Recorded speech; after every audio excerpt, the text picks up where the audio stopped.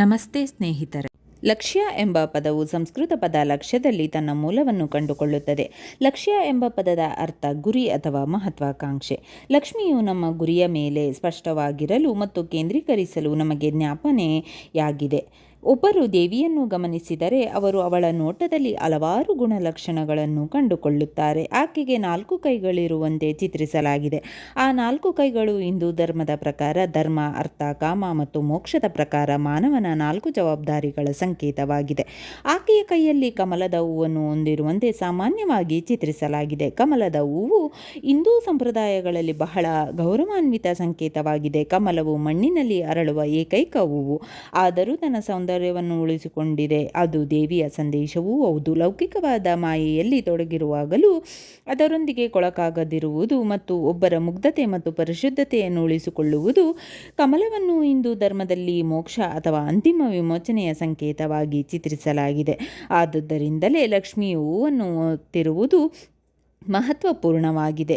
ಆಕೆಯನ್ನು ಕೆಲವೊಮ್ಮೆ ಗೂಬೆಯ ಮೇಲೆ ಕುಳಿತಿರುವಂತೆ ಚಿತ್ರಿಸಲಾಗಿದೆ. ಕೆಲವೊಮ್ಮೆ ಅವಳು ಆನೆಯ ಮೇಲೆ ಕುಳಿತಿದ್ದಾಳೆ. ಗೂಬೆ ಅವಳ ವಾಹನವಾಗಿ ಅವಳ ಚಿತ್ರಣದಲ್ಲಿ ಹೆಚ್ಚು ಸಾಮಾನ್ಯವಾಗಿದೆ. ಗೂಬೆ ಅಪಾರ ತಾಳ್ಮೆ ಮತ್ತು ಪರಿಶುದ್ಧತೆಯ ಸಂಕೇತವಾಗಿದೆ. ಕತ್ತಲೆಯ ನಡುವೆಯೂ ಒಬ್ಬನು ತನ್ನ ದಾರಿಯನ್ನು ಹೇಗೆ ಕಂಡುಕೊಳ್ಳಬೇಕು ಎಂಬುದು ಸಹ ಇದು ಸೂಚಿಸುತ್ತದೆ. ಸಂಪತ್ತಿನ ದೇವತೆ ಲಕ್ಷ್ಮಿ. ಹೆಚ್ಚಿನ ಜನರು ಲಕ್ಷ್ಮಿಯನ್ನು ಸಂಪತ್ತಿನ ದೇವತೆ ಎಂದು ತಿಳಿದಿದ್ದಾರೆ.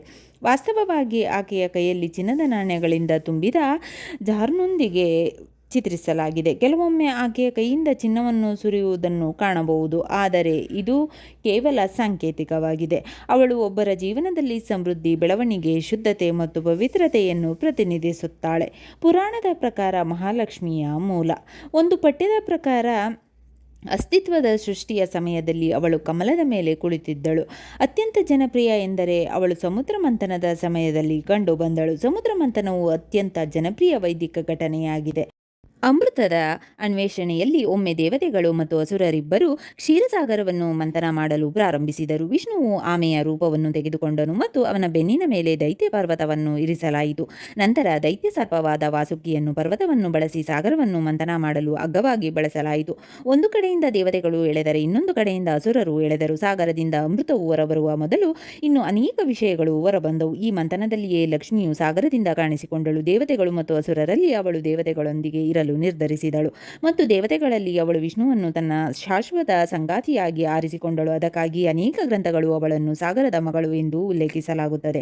ಕೆಲವು ಗ್ರಂಥಗಳು ಅವಳನ್ನು ಮೃಗಋಷಿಯ ಮಗಳು ಎಂದು ಉಲ್ಲೇಖಿಸಲಾಗುತ್ತದೆ. ಈ ರೀತಿ ಅವಳು ಸಂಪತ್ತು ಮತ್ತು ಸಮೃದ್ಧಿಯ ದೇವತೆಯಾಗಿ ಕಾಣಿಸಬಹುದು. ಆದರೆ ಒಬ್ಬರು ಅವಳನ್ನು ಅನ್ವೇಷಿಸಿದರೆ ಅವಳು ಭೌತಿಕ ಅನ್ವೇಷಗಳನ್ನು ಮೀರಿ ನಮ್ಮೊಳಗೆ ಇರುವ ನಿಜವಾದ ಸಂಪತ್ತುಗಳನ್ನು ಹುಡುಕಲು ಪ್ರಾರಂಭಿಸುವ ಸಂದೇಶವನ್ನು ರವಾನಿಸುತ್ತಾಳೆ, ಏಕೆಂದರೆ ಕೊನೆಯಲ್ಲಿ ಅದು ನಿಜವಾಗಿಯೂ ಮುಖ್ಯವಾದ ಸಂಪತ್ತು. ಒಮ್ಮೆ ಆ ಸಂಪತ್ತು ಸಿಕ್ಕರೆ ಜೀವನವೇ ಆಡು ಕುಣಿತ, ಪರಮಾತ್ಮನ ಸಂಭ್ರಮ.